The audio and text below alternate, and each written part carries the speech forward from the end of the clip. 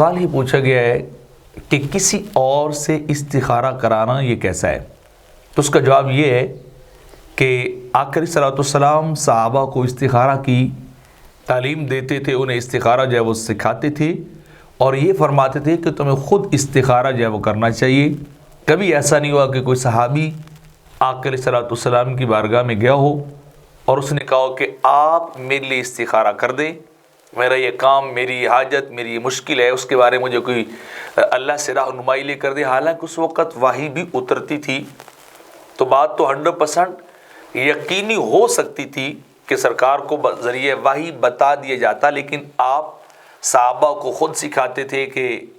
جائیں یہ دعا پڑھیں اور دعا پڑھ کے سو جائیں اور اللہ سے خیر کو طلب کریں، تو جس طرح کوئی خوشکن واقعہ ہو تو چیز اچھی ہوگی، یا کوئی غلط چیز نظر آئے تو وہ آپ کے لیے معاملہ جو ہے وہ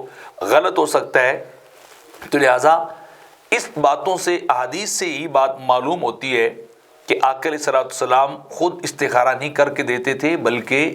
انہیں تعلیم کرتے تھے کہ جس بندے کی خود حاجت، ضرورت یا کوئی معاملہ ہو، وہ خود اپنے خدا سے